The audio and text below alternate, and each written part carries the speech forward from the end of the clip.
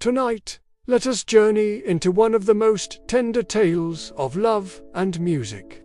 The story of Orpheus and Eurydice, where melody touched even the heart of the underworld.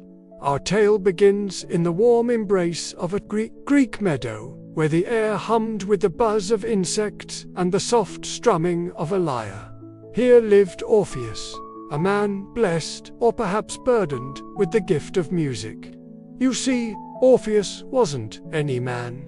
Oh no, he was the son of the muse, Calliope, and Apollo himself had bestowed upon him the golden lyre, its strings echoing with the very essence of music. As Orpheus played, the nearby river Alpheus paused its babbling to listen, and the trees swayed in time with his tunes. Animals, all animals, dropped what they were doing and came to listen. Birds flew down from the sky, fish rose to the surface of the river, and even the wild beasts of the forest emerged, captivated by the magic of his music. All were entranced, united in a single moment of peaceful listening. One such listener was Eurydice, a young woman of uncommon grace and beauty. She had been gathering flowers in the meadow when she heard Orpheus play. His music seemed to touch her soul directly, making her laugh and dance. Drawn by the sound and compelled by the emotions it stirred within her, Eurydice followed the music to where Orpheus sat on a nearby stone, completely unaware of her presence. As Orpheus sang, his voice as sweet as honey, Eurydice couldn't help but smile. His song spoke of longing and love, and somehow she knew, just knew, that these feelings mirrored her own, though she couldn't understand why. And as the sun began its slow descent, painting the sky in hues of orange and purple, Eurydice stepped out from behind a tree. Orpheus stopped playing. Startled, he turned to see the most beautiful maiden he had ever laid eyes upon standing before him. She looked back at him, her eyes shining with admiration. They stared at each other for a moment, and in that instant, their souls intertwined. It was as if they had known each other for a lifetime, and they both felt an overwhelming sense of belonging. And so it was that Orpheus and Eurydice fell in love. Their days were filled with the joy of new romance, and their nights echoed with the music of their happiness. They sang and danced beneath the stars, and Orpheus composed songs that celebrated Eurydice's beauty and grace. For him, she was more than a lover. She was his muse, the inspiration for his music, the reason for his very existence. But alas, all good things must come to an end.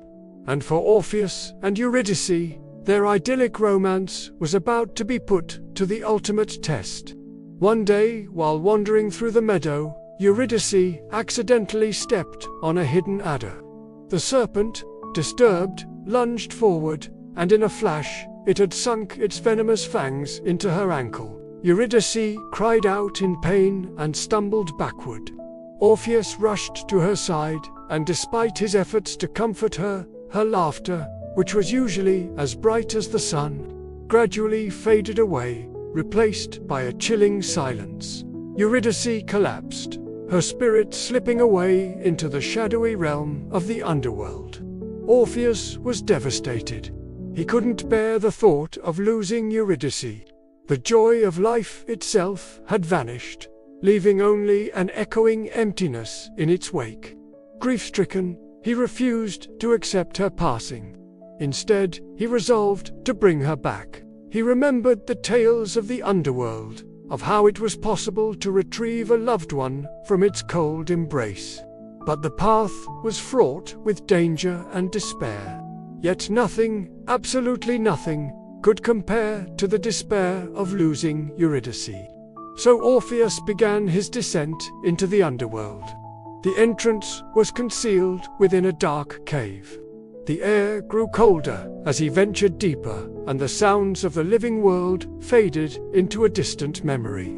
But Orpheus pressed on, his resolve fueled by love and the soft glow emanating from his lyre. As he walked, the instrument played softly, its music weaving tales of loss and longing, each note echoing with the desperation of his heart. This music was no mere melody. It held the essence of Orpheus's soul, his pain, his hope, his unwavering love for Eurydice. He traveled past the three-headed dog Cerberus, whose growls and snarls sent shivers down his spine. But Orpheus continued playing, and amazingly, Cerberus calmed down, lulled by the soothing strains. Then came the river Styx, where souls crossed over. Its banks lined with those who had passed on, waiting for their turn to depart. But Orpheus's music touched them, too. The sorrowful melodies stirred memories of their own lives, of loves lost and found, and they joined in, creating a chorus of voices and instruments that resonated with the ache of longing. As he journeyed deeper, the music grew softer, fading into the oppressive darkness. But then something incredible happened. The gloom around him began to lift. Dim lights flickered ahead, growing brighter with each step. And soon enough, Orpheus found himself in a vast hall. In the center sat the Lord and Lady of the underworld, Hades and Persephone. Their presence commanded respect and fear, yet something in Orpheus's music had caught their attention. He stopped playing and hesitantly approached them. He told them of his undying love for Eurydice, how it had brought him to their court. Now he asked for her return, kneeling before the majestic couple, his hands gripping the strings of his lyre tightly. Persephone, touched by Orpheus's devotion, turned to her father. Though Hades was a god of few emotions, a deep frown creasing his brow, he considered the request. Finally, he raised his hand, and a spectral figure emerged from the shadows. It was Eurydice, pale and ethereal, yet still beautiful. Hades addressed Orpheus, his voice echoing with the weight of his words.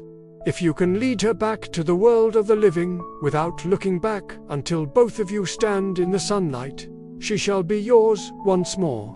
But if you break this condition, she will be lost to the underworld forever. Orpheus's heart raced. Could he really bring Eurydice back? Fear and excitement battled within him, but his love for her gave him strength. He thanked the deities and gently took Eurydice's hand.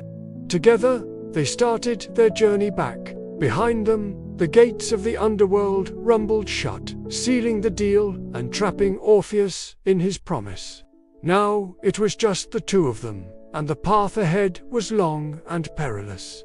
The first part was a dim tunnel, barely lit, and the air grew colder. But Eurydice stayed close to Orpheus, trusting him implicitly. They walked in silence for a while, the only sound the echo of their footsteps. Then suddenly, a faint warmth touched Orpheus's face, and the tunnel opened up into a vast cavern.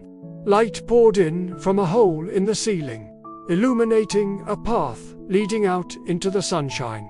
Hope surged through Orpheus.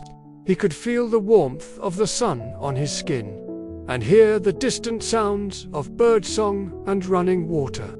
Soon, he would hold Eurydice in his arms again, and they could run through the meadows, dancing to his lyre. But then, a terrible thought struck him. How could he be sure it was really Eurydice? What if it was a trick of the underworld? Doubt gnawed at him. Had Hades and Persephone perhaps tested him for his resolve? Suddenly, the prospect of losing her forever loomed large in his mind. He couldn't bear the thought of losing her a second time. The sun's warmth no longer beckoned. The sound of birdsong faded into background noise. All that mattered was that he had brought Eurydice back. What did it matter if she wasn't exactly as he remembered her? A sob caught in his throat, and without thinking, he turned to look at Eurydice. At that moment, their eyes met. In hers, he saw not the cold emptiness of the underworld, but a warmth that mirrored his own. Love, sorrow, and a silent farewell. But it was too late. The moment he had broken the condition, Eurydice began to fade, her form dissolving into the shadows of the underworld, slipping away from his grasp forever. Orpheus crumpled to his knees, his cry of anguish echoing through the cavern. His music, his love, his life, all slipped away along with Eurydice, leaving him in the cold, harsh reality of the underworld, all alone. And so our tale ends not with a celebration of love, but with a lament for its loss. Yet perhaps that, too, is part of love's tale: the joy and the pain, the laughter and the tears, the hope and the despair. When you listen to the mournful notes of a lyre under a star-studded sky, remember the tale of Orpheus and Eurydice, for in their love story we find a reflection of our own, a reminder that love, once experienced, is never truly lost. As you drift off to sleep, let their story envelop you, reminding you that even in the darkest of nights, the stars continue to shine, and there is solace in knowing that you are not alone in the vast expanse of existence. Thank you for joining me on this journey through the realms of Greek mythology. If you enjoyed this episode, don't forget to show your support. Until next time, may your path be filled with the magic of stories and the wonder of endless possibilities.